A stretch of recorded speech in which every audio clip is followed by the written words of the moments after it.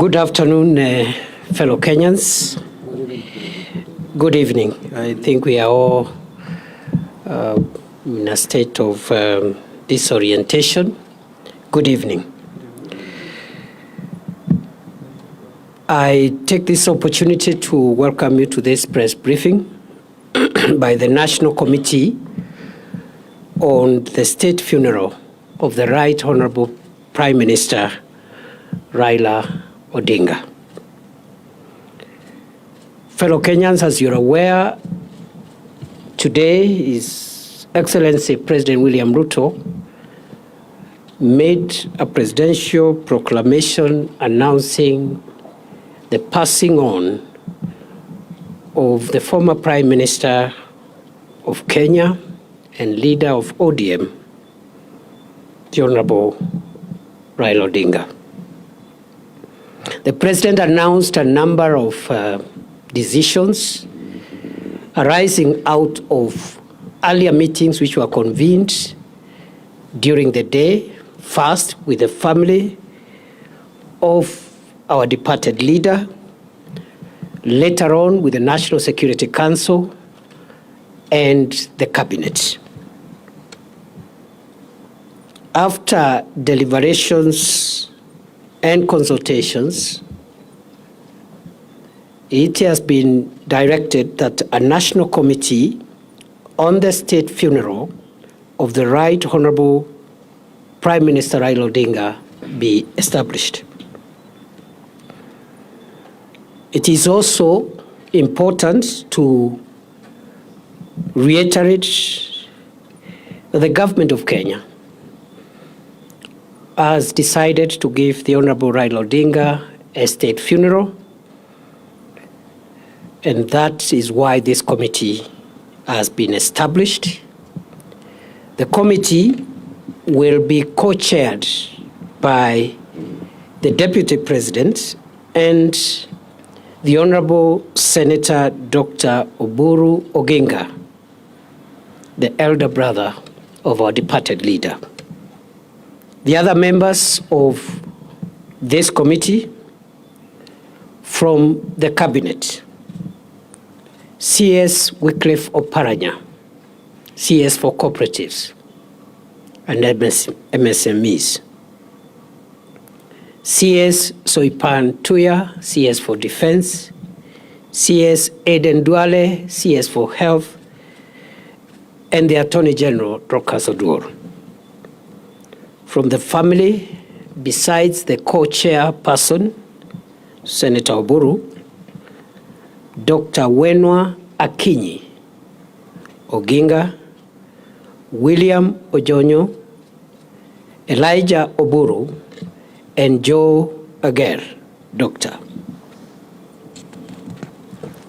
From the ODM party, Professor Anyang' Nyong'o, the Governor of Kisumu County; Governor Gladys Wanga, who is also the National Chairperson of ODM; Governor James Orengo of Siaya; Governor Abdulswamad Sharif Nasir of Mombasa; and Governor Simba Arati of Kisii. From the Senate, Minority Leader Senator Justice Stewart Mazayo and Senator Godfrey Otsotsi. From the National Assembly, the Minority Whip Junet Mohammed, Minority Leader and former Minority Whip Junet Mohammed, the current Minority Whip Millie Odhiambo,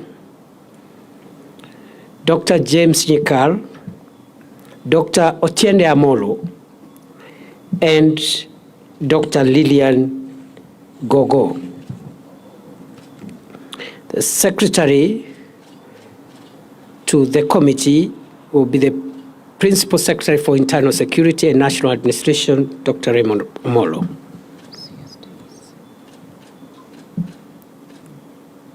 It is also important to note that the government has dispatched a high-level team consisting of government officials, family, and party officials to travel this evening to India to retrieve and bring back home the remains of our departed leader. That team already has been announced by the President. It is led by the Prime Cabinet Secretary Musalia Mudavadi. It has members of the Cabinet. It has members of the party, governors, and other senior officials and family members. And therefore, what has been decided is to share responsibilities. So some of you may be asking why so and so not part of this. So we have shared responsibilities. Some are helping us to go and do that important task, and the others have been left behind to speed up the arrangements for the next steps. His Excellency the President has declared 7 days of mourning, and the flags will fly at half-mast for the next 7 days within the Republic of Kenya and all the diplomatic missions abroad. It is expected that we will move very quickly in the next few hours and few days for the reason which has been communicated to us by the family of the late Prime Minister following consultations between the family and the family lawyer. We have been advised as a committee by the family that it was the wish of the Honorable Raila Odinga to be buried within the shortest time possible following his demise. And the family has informed this committee that that timeline is 72 hours. The family has also advised the committee that given that the Prime Minister died outside the country, and notwithstanding the very short period within which this process must be concluded, we are advised that the family and the ex-committee will give respect to the wishes of the late Prime Minister as far as possible, but at the same time accommodate any other nuances and contexts that are important, considering the family values and the community and society values for which the Honorable Raila Odinga stood for. In that connection, it has been decided, therefore, we will have an expedited process that balances the wishes of the departed Prime Minister, the wishes of his family, but also the community and other imperatives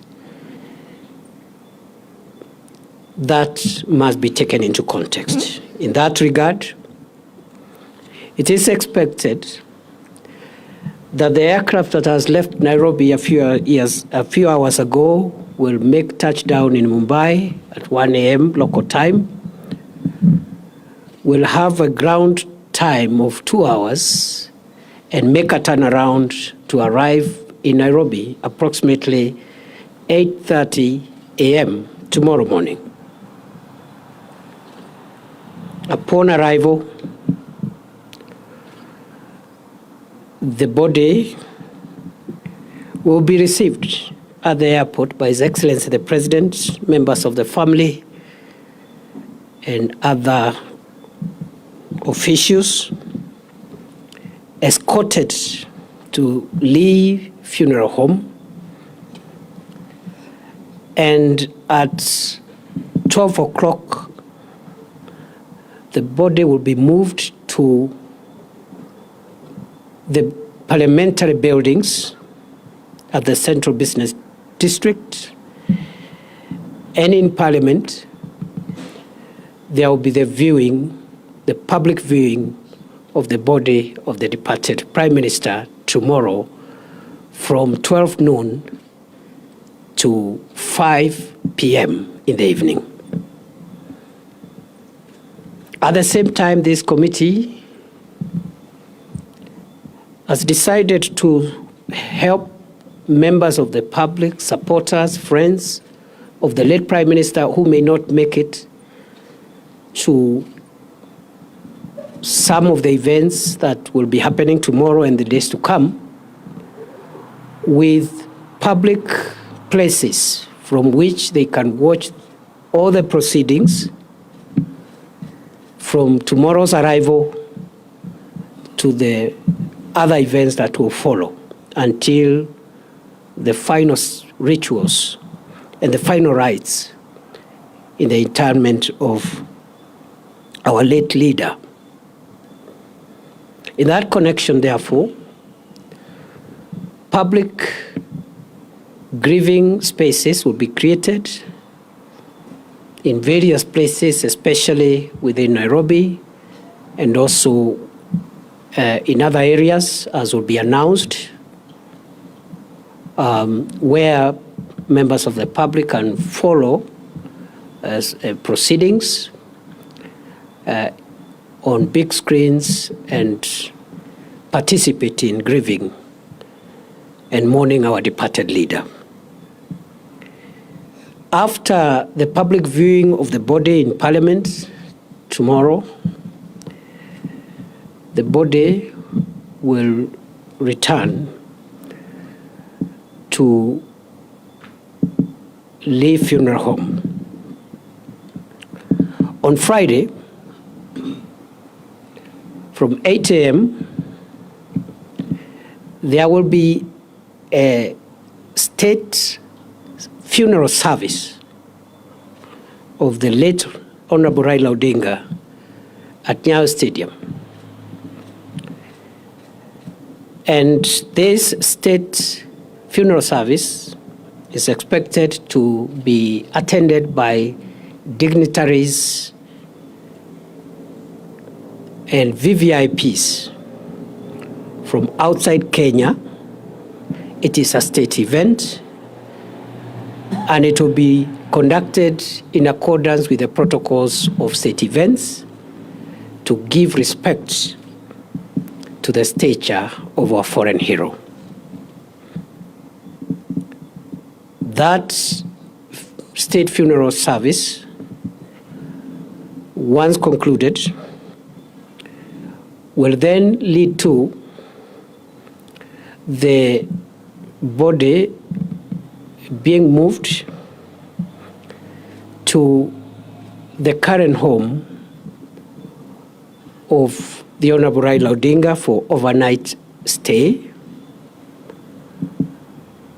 On Saturday, the body will leave Nairobi for Kisumu early in the morning, and there shall be public viewing of the body of the late Prime Minister at Moi Stadium in Kisumu City between 9 a.m. and 3 p.m. in the afternoon, after which the body will travel by road from Kisumu City to Bondo for overnight stay. The burial of the late Prime Minister Raila Odinga will take place on Sunday and will be conducted according to the traditions of the Anglican Church to which the Honorable Raila Odinga belonged.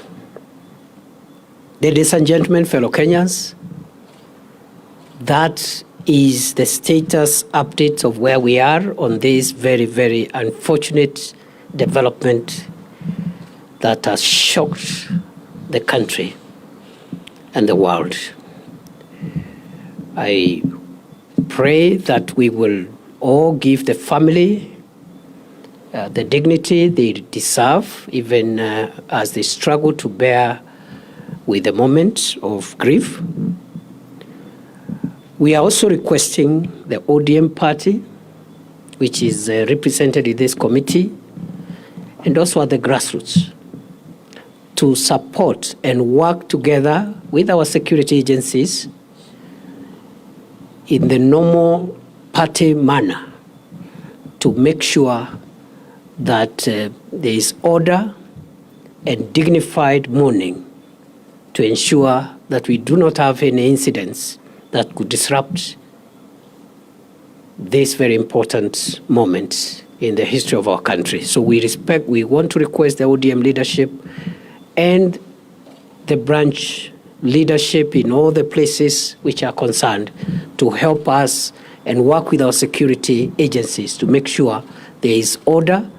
And I am informed that the party has structures, and we are confident those structures will support and supplement what the security agencies will be doing.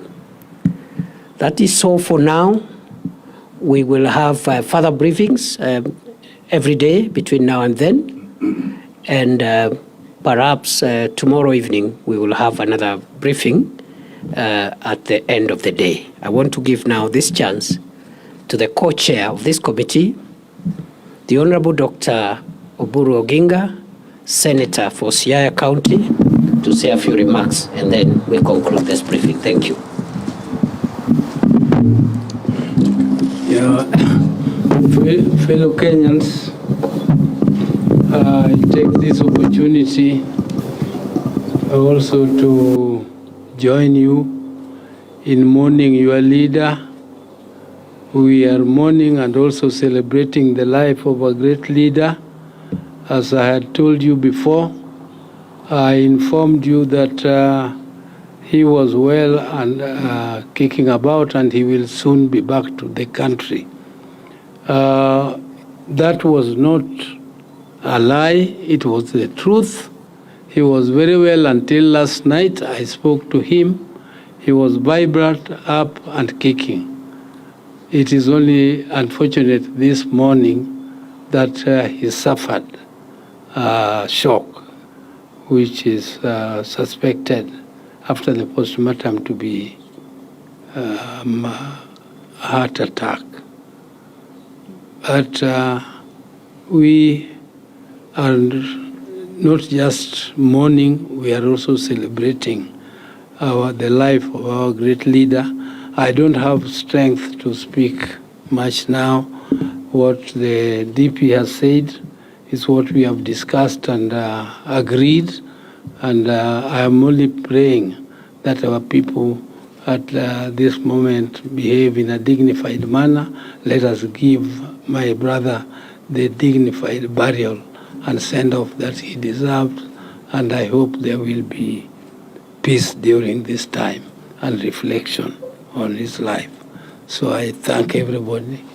I don't have to say much more. Thank you very much. I apologize, I left out the name of one committee member, the Cabinet Secretary for Roads and Transport, David Sichir, who is here, is also a member of this committee representing the Cabinet. Thank you very much. Have a good evening.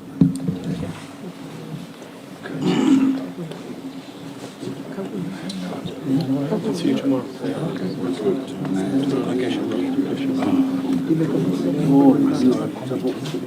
Saa moja tumechoka kule kwa ya ODM.